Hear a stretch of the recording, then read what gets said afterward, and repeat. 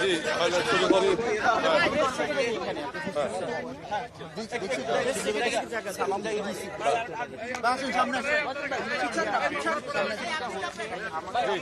আচ্ছা, আসসালামু আলাইকুম।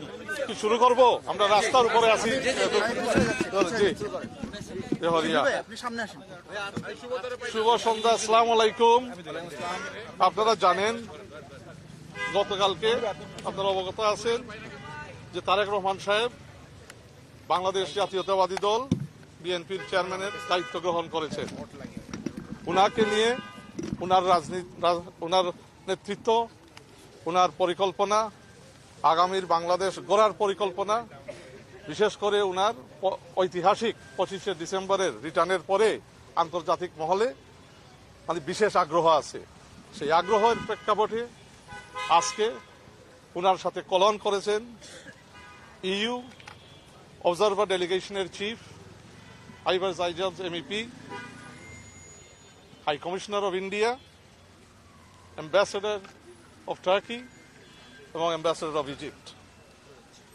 এই আলোচনাগুলোতে ওনারা ম্যাডামের কন্ডোলেন্স মেসেজ ওনার কাছে পার্সোনালি দিয়েছেন। আবার ওনাদের সরকারের পক্ষ থেকে এখানে মত বিনিময় হয়েছে, এক্সচেঞ্জ হয়েছে।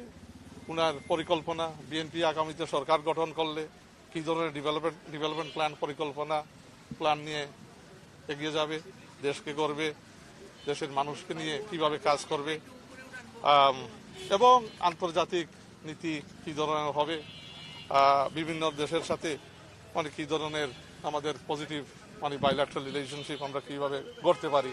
তো এইগুলো নিয়েই আলাপ আলোচনা হয়েছে অত্যন্ত কোডাইল একটা অ্যাটমসফিয়ারে।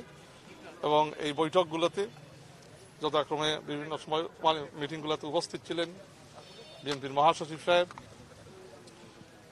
বিএনপির স্ট্যান্ডিং কমিটির অন্যতম সদস্য জনাব সালাউদ্দিন আহমদ সাহেব, বিএনপির চেয়ারপারসনের উপদেষ্টা মাহাদি আমিন সাহেব, বিএনপি চেয়ারপারসনের প্রেস সেক্রেটারি সালেহ শিবলি সাহেব, এবং আরো অন্যান্য বৈঠকে আন্তর্জাতিক সম্পাদক রাশেদুল হক এবং ডক্টর এনামুল হক চৌধুরী উপস্থিত ছিলেন। ভারতের হাইকমিশন এসেছিলেন, তাদের সঙ্গে আপনার বৈঠক হয়েছেন। আগামী নির্বাচন এবং পারস্পরিক সম্পর্ক নিয়ে আসলে আপনারা কি বলেছেন, ওনারা কি বলেছেন? ইতিমধ্যে ভারতের সাথে গত 5 বছর কিছুটা টানাপোড়েন চলছে, খুবই সাম্প্রতিক সময় ক্রিকেট নিয়ে একটা টানাপোড়েন। সব মিলিয়ে এবারই প্রথম ভারতের হাইকমিশনের ক্যামেরার দিকে সামনে এসেছে। তো সব মিলিয়ে আলোচনা হয়েছে একটু। এমন আরো একটা বিষয় হচ্ছে প্রণয় ভার্মা দায়িত্ব নেওয়ার পর এই অফিসে আজকে প্রথমবারের মতো এসে দেখেন ভারতের সাথে কি সম্পর্ক হবে। ভারতের প্রধানমন্ত্রী, মাননীয় প্রধানমন্ত্রী নরেন্দ্র মোদী সাহেব চিঠির মাধ্যমেই যখন উনি কন্ডোলেন্স মেসেজ জানান চেয়ারম্যান সাহেবকে, ওই লেটারেই বলছেন যে তারেক রহমান সাহেবের নেতৃত্বেই নয়া দিগন্ত এবং new phase of relations they are willing to reset. তো আমরা আশা করি যে অত্যন্ত সৌজন্যমূলক বৈঠক হয়েছে। এখানে কিভাবে কোঅপারেশন এগিয়ে নেওয়া যায়, বিভিন্ন চ্যালেঞ্জ তো অবশ্যই আছে। তো এই চ্যালেঞ্জগুলো আমরা অ্যাড্রেস করে, যেহেতু রিজনাল বিএনপির চেয়ারম্যান সাহেবের ভিশনে বা ইলেক্টেড গভর্নমেন্ট বিএনপির piece, security and stability in the reason একটা principal in terms of it will be a principal projection of an elected BNP government. তো এখানে স্থিতিশীলতার জন্য আমরা কিভাবে দুই দেশ মিলে কোঅপারেশন এগিয়ে নিতে পারি, এগুলো নিয়ে বিষয় আলোচনা হয়েছে। এখানে ডিটেইল তেমন কোনো কিছু আলোচনা হয়েছে না। বললাম তো এটা কলন, উনি it was more of a courtesy exchange, এবং এটা কলন।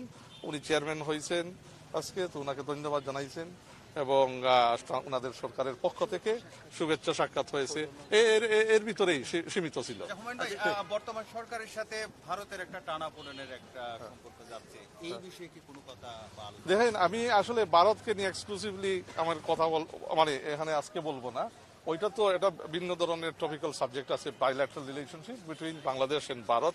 আজকে আমি বলবো এখানে আপনি দেখেন তারেক রহমান সাহেব দেশে আসার পরে একের পর এক সরকারের প্রতিনিধি ঢাকায় রাষ্ট্রদূতরা ওনার সাথে মিলিত হচ্ছেন, সাক্ষাৎ করতে আসছেন। এই আগ্রহ নিয়েই যে উনি আগামীতে এশিয়া প্যাসিফিকে একজন গুরুত্বপূর্ণ নেতা, শুধু বাংলাদেশের নয়।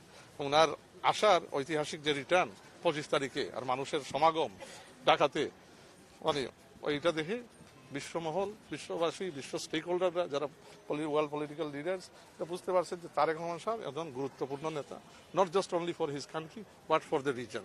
তো স্বাভাবিকভাবে ওনার প্রতি এখন ইন্টারেস্ট, আগ্রহ আছে আর কিভাবে বাংলাদেশের সাথে মিলে আগামীর মানে রাজনীতি আপনার রিজনে এবং ইন্টারন্যাশনালি আমরা এগিয়ে নিতে পারি। তো এটা মানে স্বাভাবিক, ওনার সাথে যে যোগাযোগগুলো হচ্ছে ওই আগ্রহ থেকেই হচ্ছে। আচ্ছা, শিবলি ভাইয়ের কাছে একটা প্রশ্ন